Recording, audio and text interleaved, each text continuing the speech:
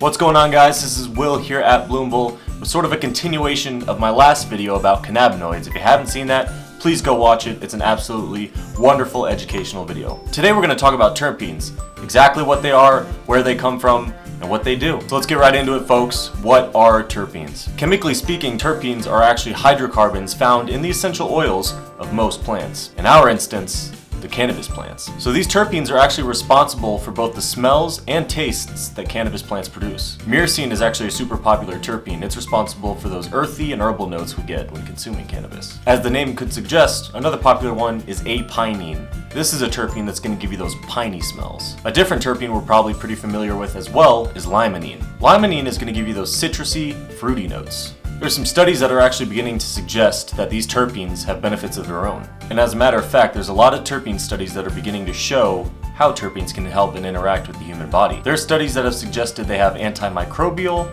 antifungal properties, anti-inflammatory properties, things like this. There are some terpenes that are actually considered to be psychoactive, meaning they affect how the brain works and communicates. Now, it's not quite as dramatic as the psychoactivity we're used to seeing with cannabis and various cannabinoids, but it's still technically psychoactive at some level. And beyond cannabis, terpenes actually play a pretty important role. As previously highlighted, terpenes give cannabis and other plants their tastes and smells. These terpenes have actually been used in everything from various body products to foods to perfumes. Other terpenes include terpinolene, linalool, and caryophyllene.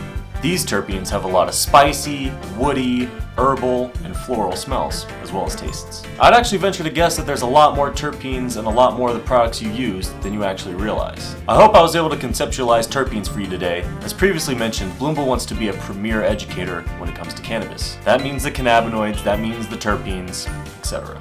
There's an abundance of information in this industry, and again, it's our job to bring it straight to you. Let us know if you like these educational videos in the comments below. Like this video if you appreciated it and got some value out of it. And also, comment below with what you want to see next. Our ears and eyes are super open and receptive to ideas. This has been Will from Bloomble, back in the office like I never left. It's a refreshing feeling, guys. Don't forget to like, comment, subscribe, and hit that notification bell, guys. It helps us out so much. Give this video a like, throw a comment down below on what you want to see next, and we will see you in the next video. Take care, folks.